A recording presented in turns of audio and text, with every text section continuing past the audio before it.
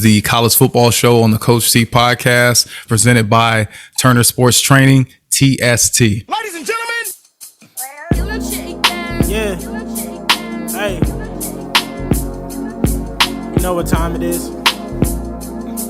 Yeah. You know what time it is? Some people are probably like, what time is it? You know what time it is. It's showtime. There we go, my friend. Sorry about that. That's okay.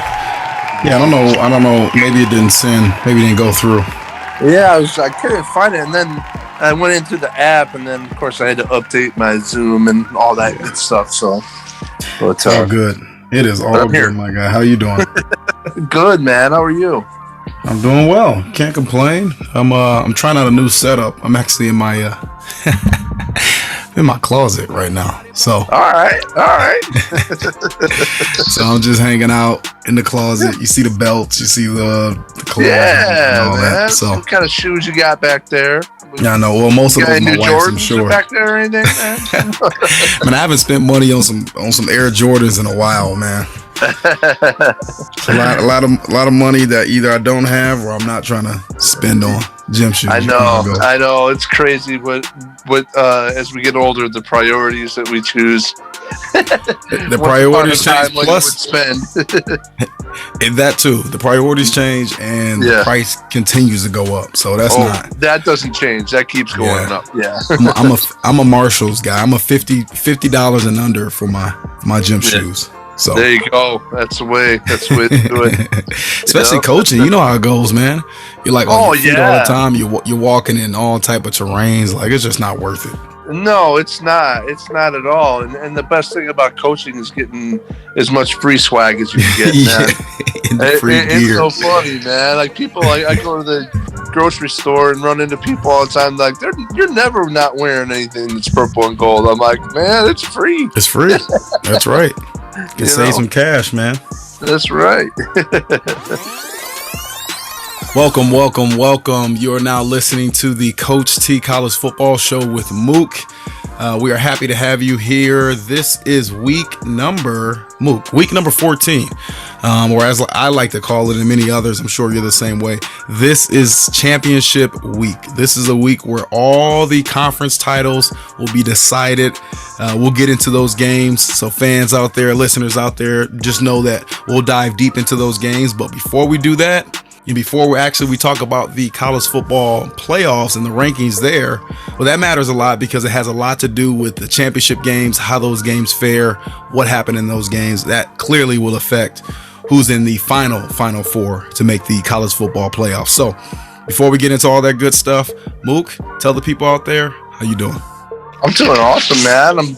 It's go time, man. We're all these shows that we've sat and speculated and tried to figure it all out. Well, they're going to figure it all out for us. And, championship week, like you said, and looking at these games, I don't know, other than probably, well, you picked Utah in a championship game earlier, Oregon, Utah, maybe. There's not many games that at the beginning of the year, of course, Georgia, Bama, not many that we would have gotten right, overall. So it's been a long, strange trip to get to where we're at, but we're here, and something tells me it's going to get even weirder. Yeah. You know what? A lot like, I've kind of learned this with football, at least this year, and I like it this way, so don't get me wrong. But it has been a lot of parity, and there haven't been outside of Georgia, I guess Georgia has been that team, but other than that, like, there hasn't been a clear-cut other dominant program, other dominant team this year. Same things happen in the NFL. Of course, same things happening here, college football. So I'm really excited for this week because there are a lot of really good matchups. There are a lot of teams that you hit on it. We didn't expect to be here at the beginning of the year, but they're here now. These are neutral site games. Fans will be traveling, obviously, from their traditional locations to see their teams play. But like you said, anything can happen. Anything will happen. Only thing for certain that we know is that we don't have any. There is a lot of uncertainty this weekend. So I'm excited for the matchups. Before we get into those games, let's talk about the college football rankings. Those came out a few days ago. You have number 1 Georgia. You have number 2 Michigan, who beat Ohio State last weekend. Obviously, their rival in the quote-unquote game. So they jump up. I think before this, they were maybe 5th or 6th. I think 6th. So they make the biggest leap there going to number 2. Number 3, you have Alabama, who Mook, a scare last week against Auburn. Yeah. And then number 4, you have Cincinnati. So I don't have 5 and 6 in front of me. I would imagine 5 is Ohio State, maybe. I think it's actually Oklahoma State. Oklahoma State. Ooh, I think it's OK State and Notre Dame, I think, and that's that makes sense. Round it out, So that makes sense. There's a lot of things that could happen here. Could so is that list those 4, Mook? In your opinion, are they correct? I actually had them the way that they came out. I wrote mine down before they did come out, and that's the way I had it. The only difference I had on the outliers, I had Notre Dame at 5 and Oklahoma State at 6. So, but that's the way I had it. Obviously, there's some things that are going to shake out. I mean, if Bama can somehow pull the upset over Georgia, who knows? Michigan maybe vaults to the 1 seed, but you have the same 4 teams. If Cincinnati takes care of business, if Bama loses, I mean, you have to imagine that. They're out. Yeah, I mean, they have to. Yeah, I mean, you can look at ESPN and their FPI rankings, and there's a lot of holes you can punch in that because it seems like it's really biased to keep teams like Alabama in there, and in the big brand teams. There's a lot of odd stats they throw at you that pretty much only pertain to top tier brands. For some reason, I think those teams might draw ratings. I don't know, but I mean, if Bama loses, I can't see any way that they are in. if Bama loses and they stay in, that's a crock. Yeah, straight up, I mean, that's a mockery. Yeah, seriously, because we've had a situation like this before, Mook. I don't know what year it was, but I mean, people call it the Alabama Invitational for a reason. Like, they're always in it. If you always have the same, I mean, it's only 4 teams, Mook. So if half of those teams are always the same team, like, it kind of gets a little stale to me. Right. And Alabama is number 3 right now, as you mentioned. Oklahoma State's 5 and Notre Dame 6. Those would be the only teams that can make the jump if Alabama loses, because then Alabama would have 2 losses, and Oklahoma State and Notre Dame, mainly Oklahoma State, because they have the championship game. Notre Dame obviously is an independent, so they don't have that. But to me, you can't have a 2-loss team that loses their last regular season. Well, yeah, basically their last regular season game, stay in that spot when a team like Oklahoma State wins their conference, has 1 less loss. And honestly, I don't know, you can compare, I guess, the teams they're playing, but Oklahoma State has looked just as good, if not better, than Alabama this year. So yeah, and the thing about Oklahoma State too is, even with an Alabama win, if they were to win, if Oklahoma State wins convincingly, that might be enough for them to jump Cincinnati, even if Cincinnati beats Houston. So it could get real interesting here. I don't know, man. I guess we go through these. I know that I scratched things out 100 times on my picks on this one, so we'll see. This year has been don't write anything in pen. No. Take everything in pencil, have a big eraser. I'm talking about the old school, the fat erasers, like the the thick ones that look like a thumb. Like, you should have those, because nothing is for certain, especially with the way things are going this year. So I want to not talk about the game, but let's just talk about some of the matchups that you see and how this could affect the college football playoffs. So Oklahoma State, as we mentioned, they played Baylor. Baylor's number 9. So, Oklahoma State went in that game. I mean, they're beating another top 10 team there. Obviously, you have Georgia, Alabama, 1 versus 3. Houston is number 21. Cincinnati, for Cincinnati to I think if they win, they stay. Right. But if it's one of those games where they kind of won in similar fashion, how Alabama won last week, where they didn't look good, because Cincinnati has had a couple of games where they haven't looked great. If they don't look great and they're down the entire game and it takes a miracle win, and then Oklahoma State, and you kind of hit on this, a couple of minutes ago. I mean, Oklahoma State, if they look really impressive against number 9 Baylor, then I could see a potential where they make that jump. I kind of feel bad for Notre Dame, and this is where, people who say Notre Dame should join the conference, this is where maybe they're correct, because I don't think Notre Dame has, in my opinion, I don't think they have a shot to leap Oklahoma State if they win, and they definitely don't have a shot to jump Cincinnati, because obviously Cincinnati beat them. So that I guess hurts them, but I mean, still being number 6, still being in a New Year's 6 bowl, clearly, maybe it's not good enough for Brian Kelly, but it's good enough for Notre Dame. So those are really the only potentials. I mean, you have Michigan against Iowa. Obviously, Michigan has to win that to stay. I don't know. I don't see Michigan losing that game, but crazier things have happened. And then other than that, I mean, you have a couple. Pitt is number 15, Wake's number 16. They're not really going to make a jump. Really, the key games are clearly the Georgia, Alabama, the Houston, Cincinnati, and the Baylor, Oklahoma State. Absolutely. And I just saw a stat today that kind of, and I don't know where, and I didn't look at where the numbers are today because they've been changing on the spreads here. But since 2014, in conference championship games, the team that is favored by 4 or more is 27-1 in those games. So that would. So 4 is kind of the magic number to tell you if you should kind of go that way with the pick. So that would mean Georgia. Show, but it's a heck of a trend. That is that. Man, I don't know where you got that from. That is a heck of a trend. So. Games that situation occurs, Georgia is 6.5 point favorites against Alabama.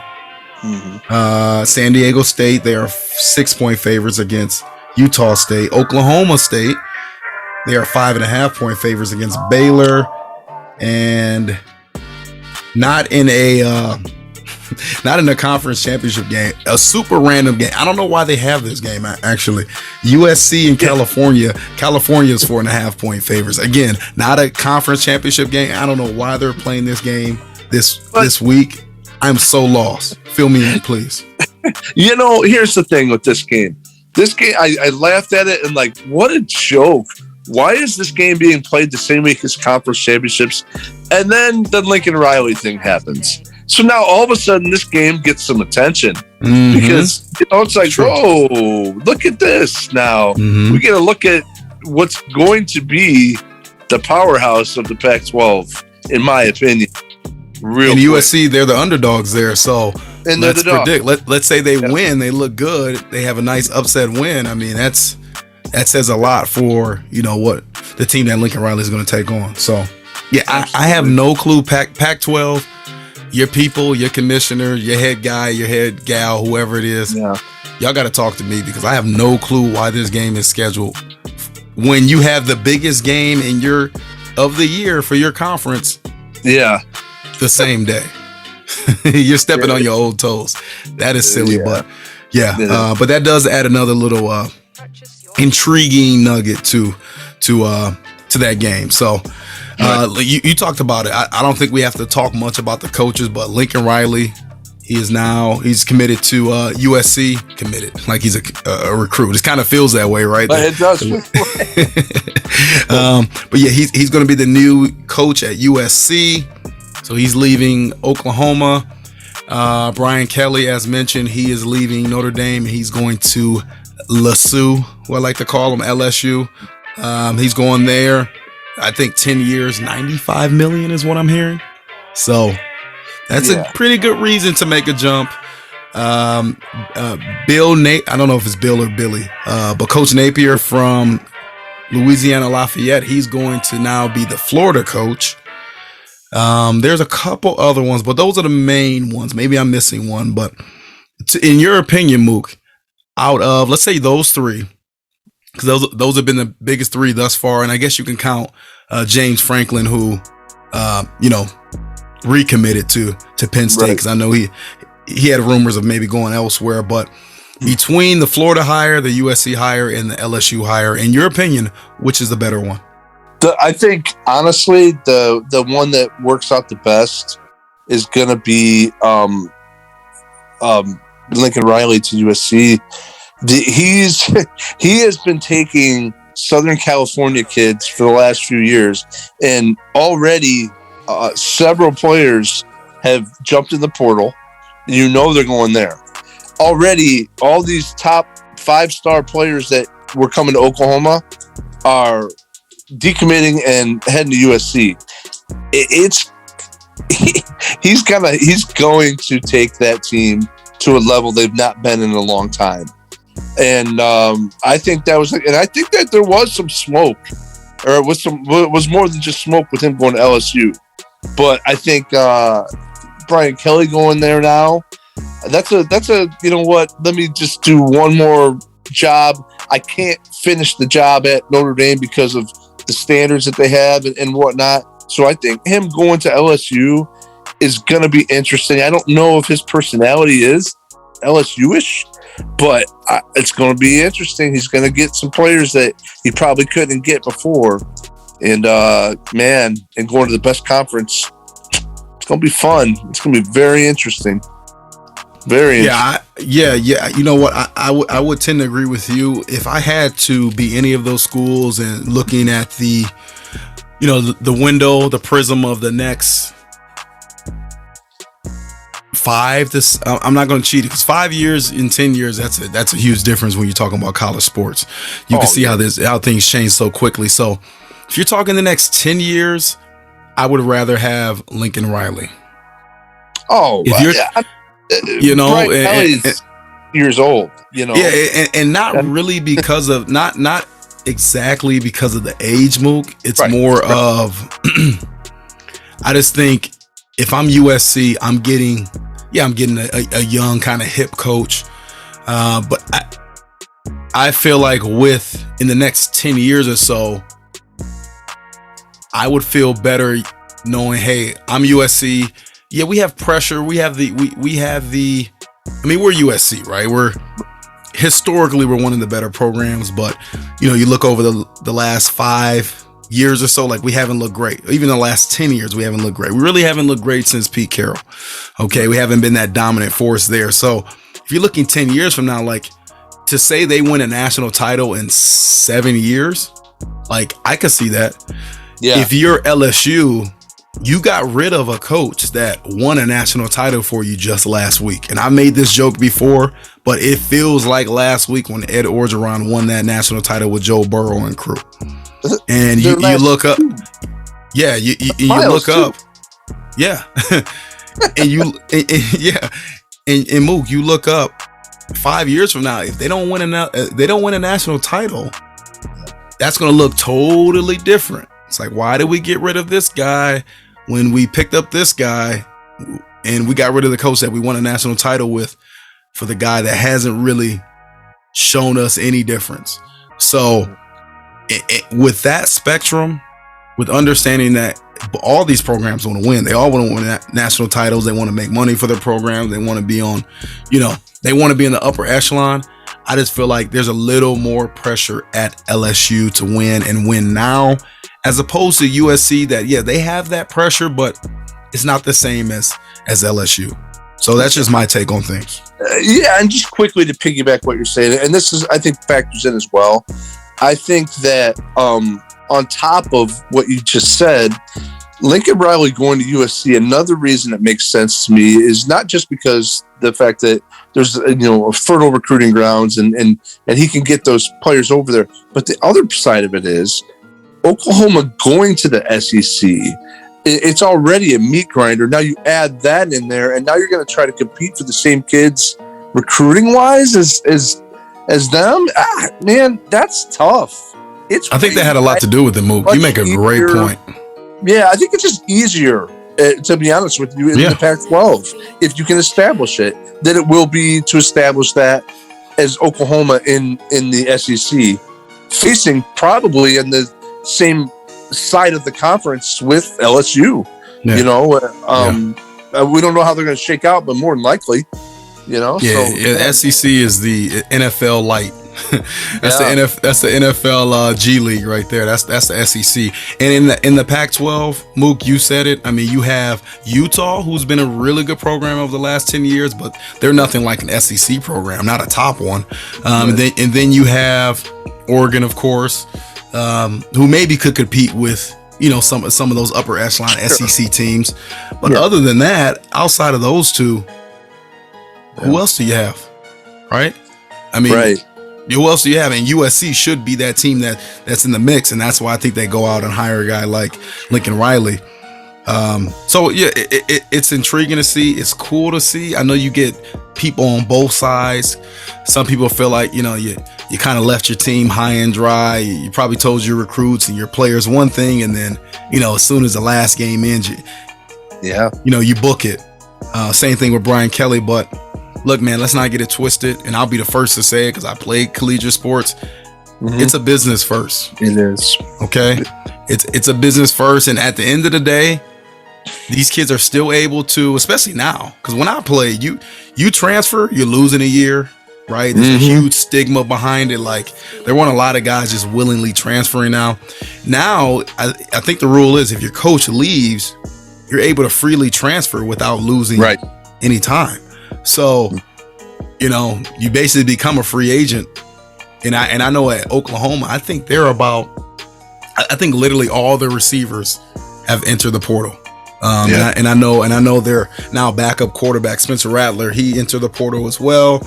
And I know there were some people that, even Caleb Williams, I mean, he didn't say much about the situation besides, you know, best of luck to Coach Lincoln Riley, but he wasn't super committal to Oklahoma either. I think he stays ultimately, but again, I mean, look, the players the coaches can move freely, right? I mean, they're under contract, and those contracts are seemingly meant to be broken. And the players, I can't feel too bad for them. Yeah, you may feel slighted or lied to by a coach, but you kind of know what you're signing up for. You're signing up, hopefully, to play for that school. And I know that sounds good in theory, but you should be you want to go to that school. You want to graduate from that school. You want to attend that school. You love the campus. You love the people. You love the atmosphere. And you love the football program. Now, it's a sweetener, it's a cherry on top if you get a coach that you absolutely love playing for. But if that coach happens to leave, you do have the option of transferring. And if you decide to stay, you're probably deciding to stay because you actually like where you're at. So, you know, I don't want to say it's a win-win, but, you know, I just don't necessarily agree with the people that say, you know, these coaches did these guys wrong. They did them dirty. I don't feel that way. And that's coming from a former collegiate player and collegiate coach, for what it's worth. And I think that just kind of piggyback again on you, and that is you're supposed to be committing to a university, not to another man that, you know, can, you know, his job can change in a year, 2 years, etc. Now, what I think is one of the biggest problems right now is this early signing date, because it's rushing everything, and it kind of breeds tampering, which, like, the NFL has rules against tampering, and the NCAA, they'll make all kinds of arbitrary rules about anything in the world, but something like this that they actually need to kind of, I think, have a way to, I don't want to say legislate, but they need to figure something out, because there is nothing, this is nothing short of tampering, but, you know, and, you know, there's a lot of people who, whether they're assistant coaches or they're the players, they put a lot of their life into these decisions to pick these universities. And man, it's some people, it really, you know, the coaches, the head coaches that get the big contracts go do that. Good for them. I'm not begrudging them, but man, there's a lot of fallout with it and a lot of unintended consequences, or maybe some of them are intended. I don't know. But it just, there is a lot of tampering. You know, you can't do that in the NFL, Major League Baseball, NBA. There's rules set up against it. I think eventually you're going to see that happen. Yeah. The way that, you know, NCAA is going. Mook, they are going to have to do it. We will see a lot of changes. Maybe not today, maybe not next week, maybe not next month, next year. But, you know, you look over the course of the next, I think you look at the next 24, 36 months, a lot will change. I agree. A lot. So be ready for that. Let's get into the games, man. I'm excited. It's a great slate. Obviously, all these games are for the quote unquote proverbial marbles. And let's start with Conference USA. Western Kentucky versus UTSA. UTSA unfortunately lost last week. So their Cinderella season is over, but still have a lot to play for. Still can be conference champs. Still will go to a really good bowl here. This is a Friday night kickoff, 7 p.m. Eastern. This will be on CBS Sports Network. And let me pull this up. All right. Western Kentucky, surprisingly, they are 3.5-point favorites. This game is played. Yeah, so this game will actually be played on UTSA's campus. All right, so this will not be a remote game. How do I say that? Not a remote game, but neutral site game. So This game will actually be at the UTSA campus. So it's a home game for them. They are 3.5-point underdogs. Those are the road runners I'm speaking of. 72.5 is the over under. There's no way I would ever advise anyone to take the under here. If you've seen Western Kentucky play, like they snap the ball every 5 seconds, it feels like. And UTSA, they can score. They're the road runners for real. They can really go. So with that being said, I'm actually going to read a couple trends here quickly. Western Kentucky, they are 5-0 against the spread and 5-0 straight up in their last 5 games. And UTSA, they are 5-0 straight up in their last 5 home games. Mook, let's do it, man. Let's pick the winner. Man, I'm actually really looking forward to this football game. Yes. You know, and Conference USA may not excite a lot of people, but this is an exciting game. Western Kentucky's on a 7-game win streak. And of course, we know UTSA just lost last week, and we know they've been kind of a favorite of ours going through here. The one conference loss on the year that Western Kentucky has is to UTSA in a 52-46 game. So if that gives you any idea of what we're looking for in this one, man, it's going to be wild. Bailey Zappi, the quarterback from Western Kentucky, 3,865 yards, 41 touchdowns, 7 picks. UTSA, we know Frank Harris. He can throw a bunch, and Sincere McCormick can run the ball all over the place. Man, I tell you what, a week ago I was all on UTSA, but the more I looked into and watched Western Kentucky highlights, man, I like the Hilltoppers in this thing. They're crazy, man. They are so frantic with that football. So give me Western Kentucky. Mook, man. I want to take Western Kentucky. Like, I want to take them so very bad. But I really don't want to have the same team as you, to be honest, to be frank. And UTSA was a team that, you know, was a Cinderella for us. We're really rooting them on. Hopefully, you know, we were hopeful they could have a undefeated season. To me, I think the boys in Vegas, they have it right. And we haven't said this in a couple of weeks, but this is not a betting show. It's not. But clearly we talk about, you know, the lines and the numbers and the trends. Like, those things matter when you talk about trying to predict who's going to win a game. Okay. So don't kill us on that, people. But in terms of the actual winner for this game, I hate to do it, man. I really do. But I got to join forces with you. I think Western Kentucky is right now, currently, they're the better team. Okay. Right. Western Kentucky, from the start of the year, they held no punches. They were not a team that cared much about defense. They were score often, let the other team score, and hopefully at the end of the game, we get the ball last so we can score. That type of team. They have, you mentioned him, Bailey Zappi, almost 5,000 passing yards. He's leading the FBS right now. Yeah. And then they have a receiver that is clearly leading the nation in receiver. He has 1,550 yards, and that is Jared Stearns. Who I think actually has a brother on the team. So, I mean, look, Western Kentucky, They got a bunch of transfers from Houston Baptist, and their system, their scheme works, and they score. So the 72.5 is going over that. And as far as the winner, man, the Hilltoppers, and you think about it, the Hilltoppers, the Western Kentucky team, they've been here as a program. They've been here over the last 10 years. They probably have played in half of the conference titles. Like, I don't even know if they had conference titles 10 years ago, but they have always been one of those teams that gave a lot of teams trouble, and this kind of UTSA, they're kind of new to the party, right? So with all that being said, in my opinion, Western Kentucky's a better team currently. And I hate to say it, man, the flair that was UTSA, their flame is kind of dwindling. I think it will be a really good game, and I wouldn't be surprised if they won, speaking about the Roadrunners. But if I have to choose, I'm going with the Hilltoppers of Western Kentucky. Alrighty, buddy. Next game, we have let me make sure I'm not losing this. Okay, yes, Friday night. Okay, we have the Pac-12 championships. And that is, if this thing gets off of my screen, what is going on? All right, here we go. Finally, we have number 10, Oregon, facing number 17, Utah. This game will be held in Las Vegas, Nevada. I think it'll be at the Raiders Stadium. So that'd be pretty cool. As far as the number, we have Utah. They are 3-point favorites, and 58.5 is the over-under. Oregon, they are winners of 6 of their last 7. Utah, they have won their last 5. And the total has gone over in 7 of the last 9 games in this matchup. Mook, let's pick the winner. Well, a couple weeks ago, Utah won 38-7. Just gave Oregon a beatdown. That was at Utah. This time playing, I think at in Vegas in the Raiders Stadium, they're not going to have that kind of advantage. I think that they had.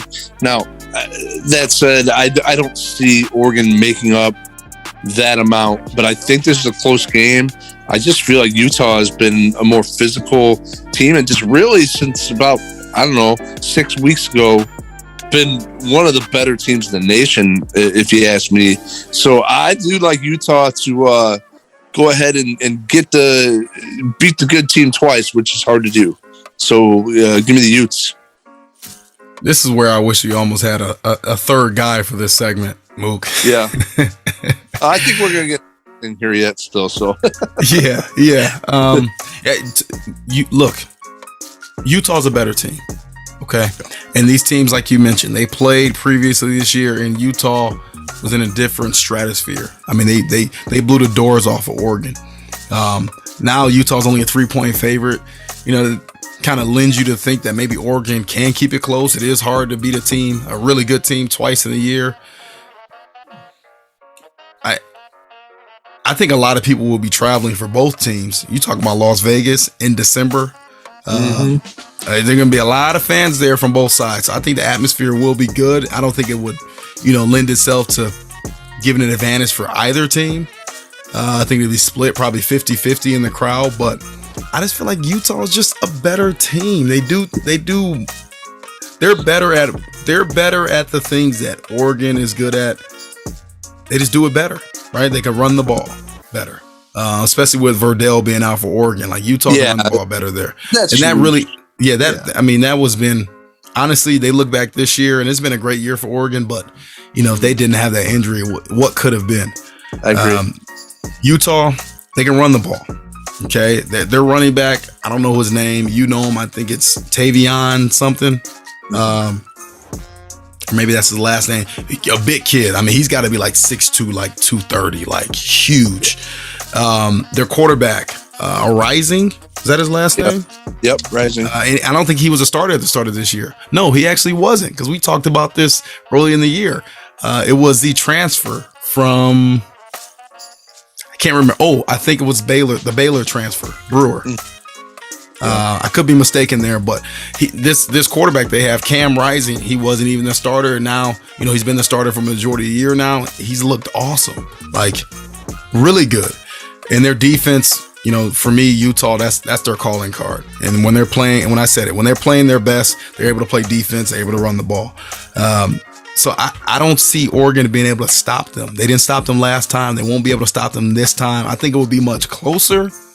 just out of sheer, human nature, right? But when you talk about winning the game and covering a number, I have Utah doing both. All right, next we have the MAC, our little brothers here in the Midwest, Big Ten country. We have Kent State facing Northern Illinois. Kent State, they are 4-1 against the spread and 4-1 straight up in their last 5 games. Northern Illinois, they are 10-1 straight up in their last 11 games against Kent State, and the total has gone over in 5 of NIU's last 6 games. Mook, pick the winner.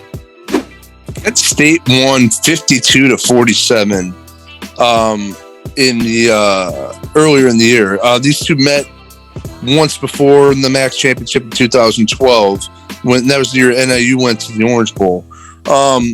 So both these teams and in the MAC, probably not the two teams that a lot of people thought were going to be coming out of the MAC this year, but both teams can light up the scoreboard.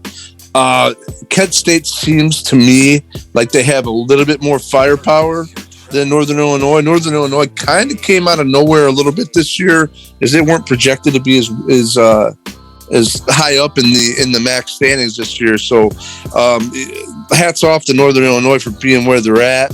You got 7-5 versus 8-4. It's to me, man. And when you add those in with what the score was last time, this is kind of a pick 'em, for me. And I'm going to go ahead and go with Kent State in this one. Mook, you did it again, man. You did it again. Took the team I wanted, man. So actually, I'm just going to naturally go the other way. Why not? I'm going to go with Northern Illinois here, simply just to be a contrarian. But a couple notes on this game. It has been 49 years since Kent State won their only MAC title. Yeah. Wow. 50 years. Yeah. They haven't won it. So I'm kind of rooting for them to win this. That's why I actually wanted to take them. But I'm going to go with Northern Illinois. Reluctantly, I'm going to go with them. And you mentioned it, Northern Illinois. Not a lot of people thought they would be here. They were 0-6 last year. They didn't win a game in the COVID year. Not one. Yeah. Okay. And they were one of those teams that not a lot of people expected much out of them. Now they're 8-4. I think they beat Georgia Tech earlier this year. And 7 of their 8 wins have actually come in one-score games. So they're used to close fourth quarter type of battles. I think this will be a fourth quarter type of battle. And because of the fact that Northern Illinois has won a lot of close games, they're used to that, and I expect this game to be the same. This actually will be played in Detroit, Michigan. So shout out to my people in Detroit, my family in Detroit. That'll be a really good atmosphere. It's a dome game. I expect a lot of points in this matchup. I expect a fourth quarter close game, and I'm going to go with the Huskies of Northern Illinois. Alrighty, next we have, let's go to, all right, number 9 Baylor facing number 5 Oklahoma State. This will be played in Arlington, Texas. Oklahoma State, they are 5.5 point favorites. 46.5 is the over under. Trends here, you have Baylor, they are winners of 6 of their last 7 games. Oklahoma State, they are at 9-0-1 against the spread in their last 10 games. It's pretty good. They haven't lost a spread yet in their last 10 games. They're also 5-0 straight up in their last 5 games, and the total has gone under in 4 of Baylor's last 5 games overall. Mook, let's pick the winner. All right, so Jerry Bohannon doesn't look like he's going to play for Baylor. That's the quarterback. That's the quarterback. So we have Baylor coming into the game with a backup quarterback. We had a 24-14 slugfest, the last time around between these two.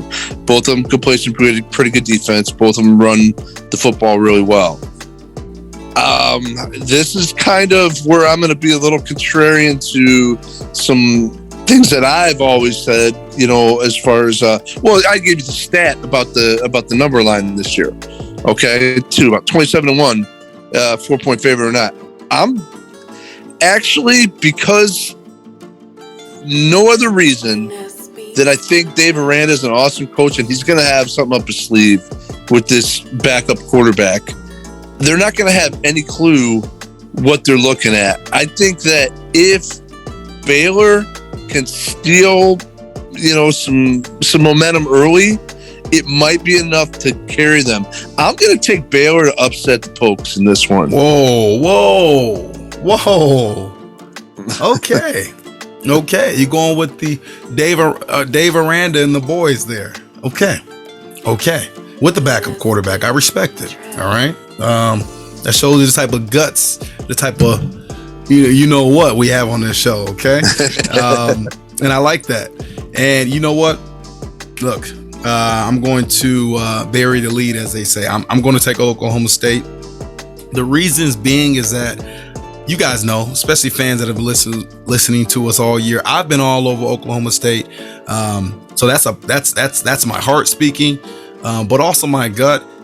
They're one of the best defenses in the nation. It's the reason why why the total here is only 46.5.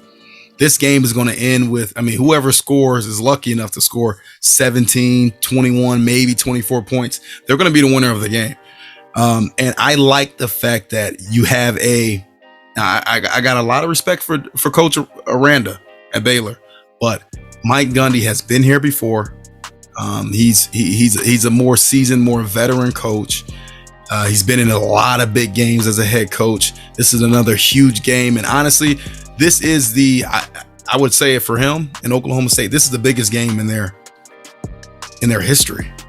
Yeah. Right? I don't really know what they've done. I don't know they had Barry Sanders back in the day. They had a pretty good winning program here. But you talk about recent history, this is the biggest game that they've had and that they will have. And if they're somehow able to pull this game out, because I think it will be a very tough game for both teams, but if the Pokes are able to pull this game out, there is a really good chance they could be playing in the Final Four. So there's no way I'm going to step in front of that. I just cannot. It wouldn't be right in my soul to be able to try to stand in front of a team that has a chance to do that. And, I respect you, man. You're taking Baylor, and I'm glad they were actually split on this game. But I'm 10 toes down with Oklahoma State. Next game, we have Utah State facing number 19 San Diego State. San Diego State, they are 6-point favorites. This is another game where this will be played. Let me see. Yes, this will be played at San Diego State. So this will not be a neutral site. This is a Mountain West championship game. 50 is the over-under here. Let me get some trends. Utah State, they are 5-1 straight up in their last 7 games. They actually also have won their last 5 road games. Speaking of Utah State, the Aggies, and then San Diego State, they are 8-1 straight up in their last 9 home games. With that being said, Mook, let's pick the winner. If you'd have told me that Michigan coaches Rich Rodriguez and then Brady Hoke, which one would be still around, and although Rich Rodriguez is still around, but he's in the 1AA level, Brady Hoke has got San Diego State just playing good football. They're not excited. They play good defense. They run the heck out of the ball. They can control the clock. I've a couple times this year said, they're not going to win this game, and they do. And I'm just going to go with them again because that's what they do. They control the clock. They play good defense, and they run the ball. And I know Utah State is traditionally a more high flyer, offense typically. But it's hard to go against the Aztecs in this because they just kind of keep doing like clockwork what they've been doing all year long, no matter what I think. So give me San Diego State. Yeah, the pick makes a lot of sense. And Brady Hoke, following after Rocky Long at San Diego State, he's picked up right where Coach Long left off. Like, that program is, you talk about if you had to pick just top 10 teams on the West Coast, San Diego State would be high up there in terms of consistency. They win games, like you said. I don't have them winning this game, but they do win games. I'm taking Utah State simply because they can score the ball, and I'm kind of going against San Diego State, because of this reason a couple times, and it's burned me most of the times. But you talk about a Mountain West championship game, you got 18 to 22-year-olds, maybe Utah State, maybe you have a little bit older there, but you got some young people that, for a lot of them, this is the biggest game that they have played in and they will ever play in. So they're going to be a little uptight. This will be a possession type of game where every yard matters, like low scoring fourth quarter, every yard matters type of game.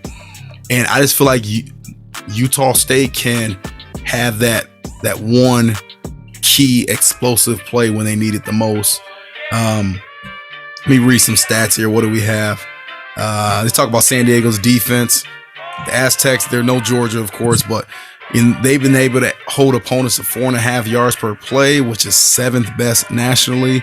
In Utah State, they actually ranked 90th in that stat. So these defenses are not comparable. But the Aggies, what they lack in offense, they pick it up on the offensive side of the ball. They're 17th in total offense. And the Aztecs are 110th. So this is, this is iron versus iron. This is, your best versus my best. And for whatever reason, maybe because I'm offensive coach, former offensive player, Mook, I'm going to always lean on the offensive side, the team that can score the ball relatively better than the other team. So you take San Diego State, you take their defense. I respect it. Defense does win championships, but offense sells tickets. And I think offense can actually win a championship here for the Mountain West and the Utah State Aggies. So I'm going with the Aggies to win this matchup. Next, we have the Sun Belt Championship. Appalachian State, they are 3-point favorites, and this game will actually be held. Let me make sure I get this correct. This game will be held. Where's App State? Okay, so this will be played at Louisiana Lafayette Stadium. Louisiana Lafayette, number 24 in the country. They are 3-point underdogs there. So that's actually surprising here. 53.5 is the over-under trends here for this matchup. App State, they are winners of the last 5 games, and they are actually 5-1 against the spread in their last 6 road games. Louisiana Lafayette, they've won their last 5 games as well as they've won their last 5 home games. So Mook, with that being said, let's pick the winner. This was absolutely the hardest one for me to pick. And as I give you my prediction, I might change it in my head before I even give you the answer, because I have them both circled and I never correct. So Louisiana Lafayette has already defeated Appalachian State 41-13 earlier in the year. Now that sounds awful. How do you come back from that? Well, Appalachian State, they turned the ball over 4 times in that game, and it was much earlier in the year, and they've played much better football since that point. The other side of it, Louisiana Lafayette's lost only 1 game, and that was the opener against Texas, which, that was, we could say we won about Texas right now, but that's still a good win. Really good win. Yeah. Yes. So here's the other side, and I think this is where the points switched over, is the fact of not knowing if Billy Napier was going to be there for this game, which he is going to be there to coach Louisiana Lafayette. Now, what's it? Scared money don't win, or what? I don't know. Scared money don't make money, Mook. Yeah, scared money don't make. So, all right. So here's my thing. One of 2 things is going to happen. They're going to win or lose. No, we know that part.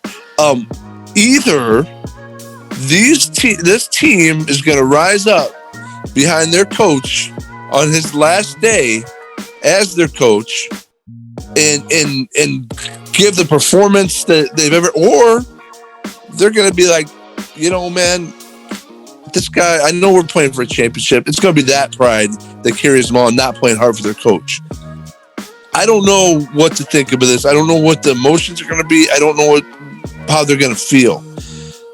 I was going to go with the money and Appalachian State because I like what they've done. We've picked them in some games that they've won. I still feel like Louisiana Lafayette, even if Vegas picks them to lose or as the underdog, I can't go against them. I think the players will rally, if nothing else, because they want to finish the season and be champions. I don't know if they'll do it for Billy Napier, but I think they're going to do it for themselves. So I'm taking the Raging Cajuns. Woo. Yeah, this is one of those low-key, like, no one's talking about games, but it will, my prediction, it will be one of the better games this weekend. I agree. It definitely will. We'll have a lot of emotion to it. And a lot of the reasons you hit on is the reason why I say that. And it is really good. It's really refreshing to see that Coach Napier, he will be coaching this game. He's going to fulfill what the promise that he made to those young men in the program. So I respect that. Appalachian State, man, look, yeah, they lost to Lafayette early in the year. And they only have one other loss, and that other loss is to Miami. So, and Miami looks darn good right now, especially in the second half of the year. So, Appalachian State is nothing to sneeze at. They're also that team that knocked off the Cinderella Coastal Carolina about 4 weeks ago. If anyone remembers that game, and they won that handily. So they are a potent team. I could see why they're the favorites here, but there's something really intriguing and something really tasty about the fact that you get Louisiana Lafayette with all that emotion. I think these kids are going to play hard, Mook. Yeah. Like you got you got a conference title on the line. That's why you came here. That's why you came to the school to win a conference title. You especially those seniors, you've had a great 4 years here. You can cap it off, with I don't know if they won I keep saying national title. I don't know if they won a conference title last year. I think they did. So if they can get back-to-back conference titles, at the very least get this one their senior year, the junior year, or at least get this one where hey, probably the best coach that we will ever have is walking out the door after this game. Let's win one for the old Gipper. Let's get it done now. So I think Louisiana, they're going to be amped up. This is at home. If this was a neutral site, that may change things. But Mook, my man, this is at home. They're underdogs at home in the biggest game of their lives. Their coach is about to leave, but he's 10 toes down. He's grinding to show and prove why he has risen this program the way he has and why he's going to be the Florida coach after this game. So I think the players, along with the coach for Louisiana, they have a lot to prove in the underdog role at home. So that right there alone, if I'm not convincing anyone else but myself, I'll take it, because I don't think there's any way that Louisiana doesn't show up for this game. Now, if they lose last second, end of game, so be it. But I'm riding with this team, man, and I love the fact that they're underdogs at home with so much momentum behind them. So I'm with you, Mook. Give me Louisiana Lafayette. All right, let's roll through it, man. Probably the biggest game of the weekend. We have the SEC Championship, number 1 Georgia facing number 3 Alabama. Georgia, they are 6.5-point favorites. This game will be played in Atlanta, Georgia. I'm assuming at the Mercedes-Benz. Is that where the Falcons play? Mercedes-Benz Stadium? Yes. So I'm assuming it's going to be there. And what did I say? Yeah, Georgia, they are 6.5-point favorites. 49.5 is the over-under. The total has gone over in 8 of the last 9 games in this matchup between these two teams. In Alabama, they are 5-0 straight up in their last 5 games against Georgia. And obviously, Georgia, they're undefeated on the year. Alabama, they do have that loss to Texas A&M and coming off of that scare from last week against Auburn. With all that being said, Mook, let's do it, man. SEC Championship. Let's pick the winner. I thought earlier that this was going to be easier. I thought it was just going to be like, okay, I'm just taking Georgia. They've been the better team all year. And I believe that. I hate the fact that I almost oddly feel like more nervous picking Georgia. The fact that Alabama got the scare they did last week. Look, Alabama, we know the big time players that they have, the Bryce Young in the My man, the wide receiver. Jamo, they call him. Yeah. Jameson Williams, yes. These guys that I talk about every week and love. And obviously, we've gone crazy about the Georgia defense. Look, here's the bottom line to me in this game.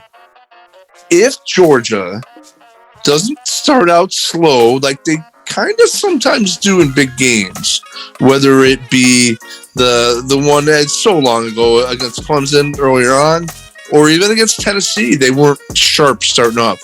They can't afford to not be sharp to start the game. If they start the game sharp, they will win wire to wire. I believe that. If they start slow, this could be an Alabama upset. The fact of the matter is, Kirby Smart's got to have them ready to play from the opening kickoff to the end of the game. They have to play 4 quarters. They're going to be in a war. They have to be ready for that war. They're battle tested, but a lot of these teams that they've played haven't shown out to be maybe as good as they thought they were going to be at the beginning of the year, the Floridas, etc.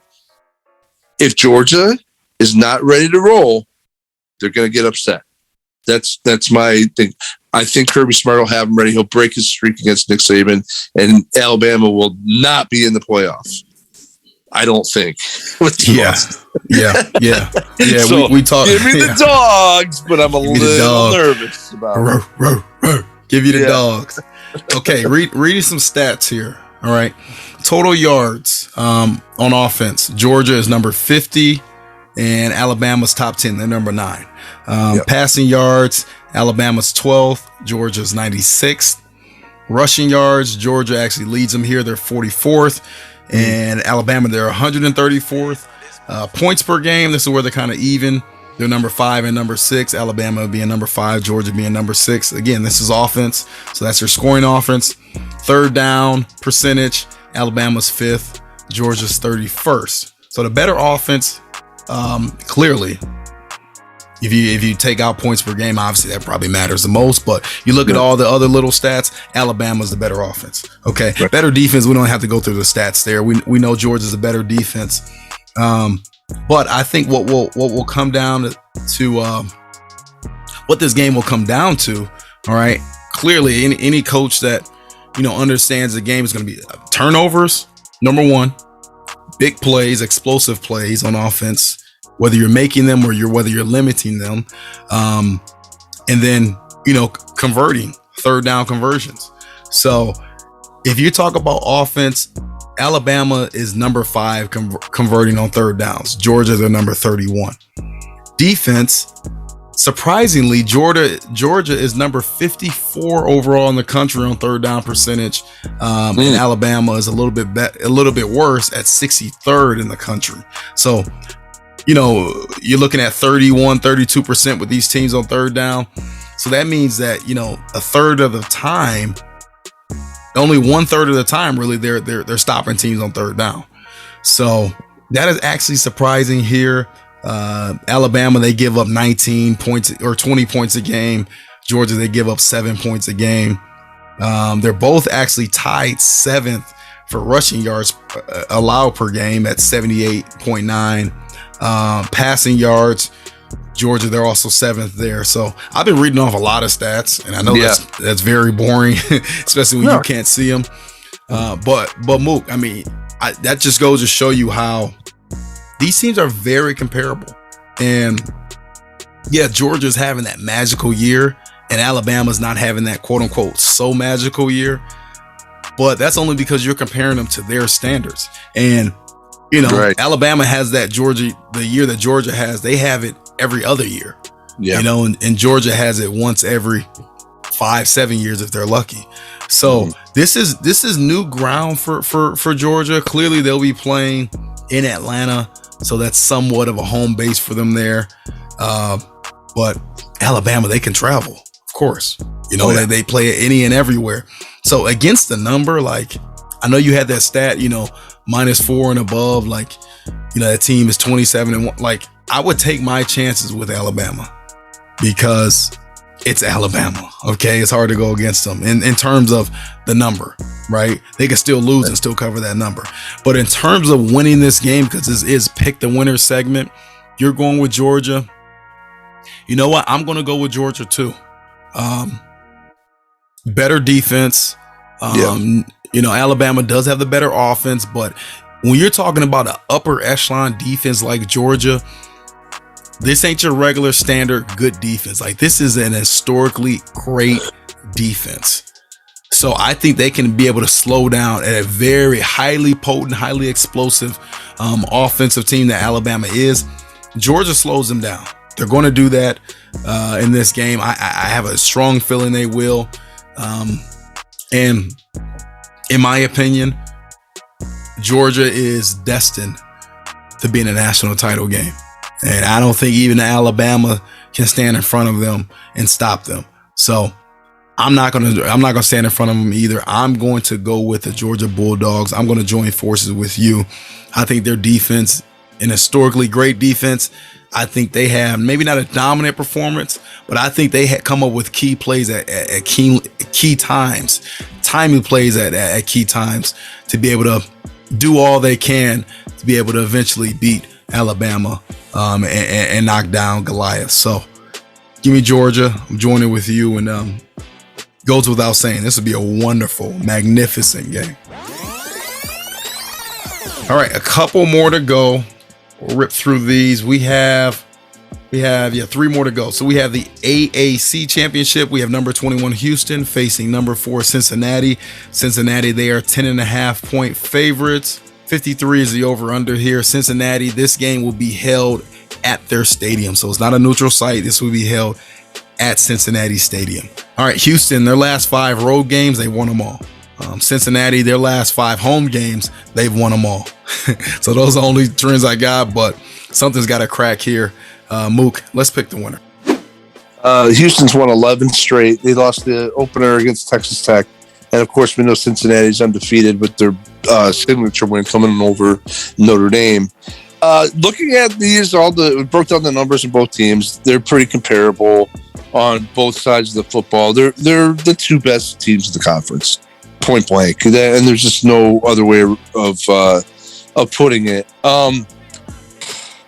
There's part of me this week that really started leaning to the point where Houston maybe could pull the upset. I think ultimately, Cincinnati is the total package team. They're the better team. I just feel like being at home is just the kind of cherry on top for Cincinnati. They kind of need some style points. I don't think they're going to get it in this game. I think they're in for 4 quarters of white knuckling. But I'm going to take the Bearcats to win the football game, but not cover. I think Houston will be in tight with them.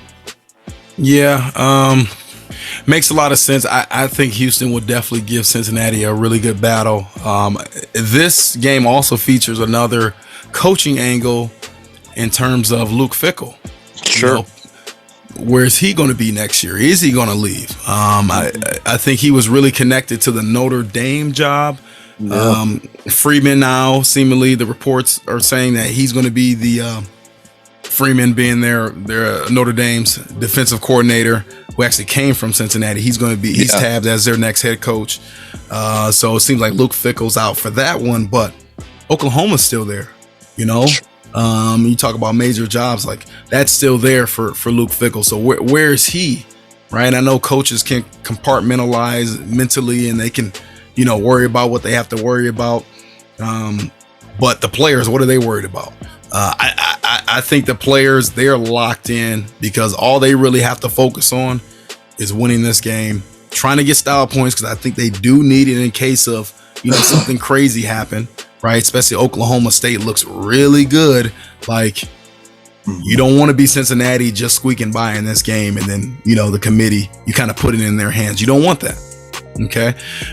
So Cincinnati, they have everything right here in this game, right in front of them. But Houston is going to make it a challenge. They will not make it easy. So a lot of different factors, Mook, in this game, a lot of different angles. You talk about for instance, the Cougars. Yeah. So Houston, they're number 6 in the nation in total defense and number 8 in rushing defense, and they're tied 3rd for 43 total sacks. So they get after it. And they got a player by the name of Marcus Jones, who's a really good special teams returner. So they can play defense, they can play offense, and their quarterback, his name is slipping me right now. But Toon? Houston's quarterback, Toon, right? Yeah. I mean, he's been really good this year. You know, he's actually surprised me a lot more than what I thought he would. Surprised me with his play a lot more than what I thought he would play like. I feel like I'm just talking circles right now, but it's hard for me to not say Houston has a shot. Especially if you're talking 10.5 points. I don't know where that comes from. And maybe I'm just totally off, and maybe I'm crazy. Like, if Cincinnati does that just goes to show you, they should be in the Final Four, because those are real style points against Houston if they're able to beat them by double digits. I don't think they do that. I think Houston keeps it very, very close. If you told me a week from now that a couple days from now Houston wins by 21, would I be surprised? Yeah, but not really. If you told me that Houston was, up 21 points in this game and then somehow Cincinnati came back and won it, I wouldn't be surprised by that either. The one thing I would be surprised by is if Cincinnati blows the doors off of Houston, because Houston has been in every single game. You mentioned 11 straight wins. Let me cut all this talking off. Mook, I hate to join sides with you again, but Cincinnati, I talk about it every week, I feel like. And this is a prime example. I love teams that have a lot to play for. In Cincinnati, they have 60 minutes to continue the dream season that is their season right now. 60 minutes. That's what they have. So I'm going with that team that can be playing in the Final Four. And once you get into the Final Four, you get into the dance, anything can happen. Right? So they could be playing for a national title for all we know. And I'll be looking back at this game like, why did I go against Cincinnati? They're playing in a national title. Right? So anything can happen. And Cincinnati knows that, hey, 60 minutes of ball, 60 minutes on our home field. It's another factor. We get it done. We're playing in the Final Four. So Houston, yes. Do they make it a close game? Yes. Do they keep it tight? Yes. Do they have a chance to win? Yes. But Cincinnati, in this matchup, I'm predicting that they're going to win the game because they have all the marbles in front of them. So give me the Bearcats. All right, 2 more to go. We have the ACC championship. We have number 16 versus number 15. Number 16, Wake Forest. They are playing number 15, Pittsburgh. This game will be held, where is it? In Charlotte, North Carolina. So I'm assuming this will be at the Carolina Panthers Stadium. I believe so. Yep, Pittsburgh, they are 3-point favorites here. 71 is the over-under. Trends here quickly. Pittsburgh, they are 8-1 straight up in their last 9 games, and they are 7-2 against the spread in their last 9 games as well. And the total has gone over in 6 of Wake Forest's last 8 games. Mook, let's pick the winner. Kenny Pickett's is pretty unbelievable, but I would say that you could make the same argument for Sam Hartman. Combined between them is 74 touchdowns between the 2 quarterbacks. Look, we could go on and on. This is going to be a high-scoring game.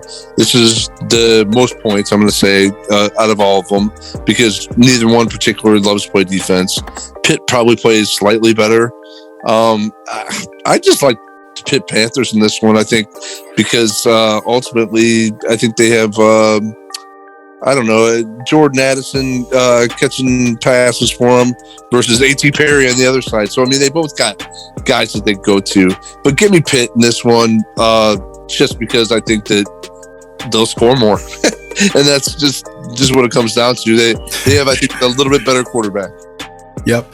And to me, Pitt also has, the better defense, and I think that kind of goes without saying, but Pitt, without a lot of people knowing, I mean, they get after the quarterback.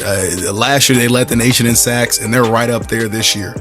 Again, in a little small stat here. Okay, there have only been 3 ACC quarterbacks that have ever posted 44 total touchdowns and 4,000 total yards in the regular season.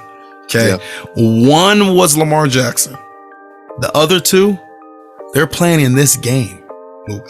That is Kenny Pickett and Sam Hartman. Those are the other 2 quarterbacks that have 44 total touchdowns and 4,000 total yards in the regular season. Those 2 quarterbacks are playing in this game. So you talk about over. I think there's a chance that this. I'm legit about this. There's a chance that this game could hit 100. Yeah. A really good chance. So the one thing I know for sure is gonna be a lot of points scored in this game. Okay, you talk about the winner. Who did you take? You took Pitt. Why not, man? I'm gonna keep it short, and I'm really cheating here, but I'm just gonna take Wake Forest just to oppose you here. But I clearly think they have a chance to win it. I think this is the matchup where these 2 teams resemble each other the most. They are they are as closely matched as you can find with any of these conference championship games. So I love that. And you get Wake Forest, who, South Carolina, but, the game is in North Carolina, so maybe you get a little more travel there. Pitt, I don't know how far Pittsburgh is from North Carolina. I'm not a geography major, but I would imagine a lot of their people are going to show up as well. But, whoever has the ball last is going to win this game. I'm telling you guys, I think over 100 points is going to be scored. I'm serious about that.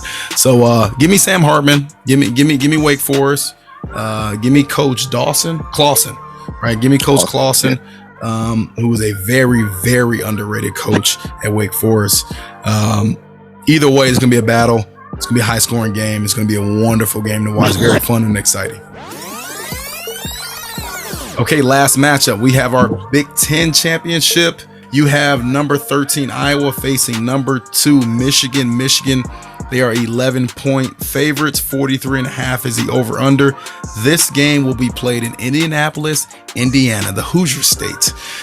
Some trends here. We have Michigan. They are 7-1 against the spread in their last 8 games. Michigan, they are 7-1 against the spread in their last 8 games. Iowa, they are 16-2 straight up in their last 18 games overall, and the total has gone under in 4 of the last 5 games in this matchup. Mook, let's pick the winner. This was the easiest one for me to pick. I don't think that I don't think they're that great of a football team, and they certainly are ranked highly. They have 2 losses on the year. They found ways to win games. Their offense is not very dynamic, to say the least. Michigan is the much better defense. Let me check that. Michigan's defense versus Iowa's offense is where the mismatch is to me. Iowa plays some pretty good defense. They're not great against the run. Michigan runs the ball well. What they are great at is making plays happen on special teams and turning the ball over. Getting the other teams to turn it over. I don't think Michigan's going to have to throw the ball a whole lot. I think they're going to dictate the pace with the ground game, and they will be able to, run their play action off of it. I don't think Iowa's going to score many points offensively. I like Michigan by 2 scores anyway. Okay. I like you. I'm with you. I'm not even going to play around here. I like Michigan. I like them big. Michigan has not won a Big Ten championship, if I'm not mistaken, since 2004. So it's nearly 20 years, which you would never guess. Never. They have a Heisman Trophy finalist, Aiden Hutchinson, their defensive end. And then their other defensive end, Jagbo, I think is his last name. Mm-hmm. I mean, he's on, Mel Kiper's, first round big board. So they can get after you on defensively, especially with their D line. They got some pretty good DBs as well, but they got some NFL D linemen, which they've kind of put out the last few years. And then they have, a potent running game. Probably definitely the best in the Big Ten.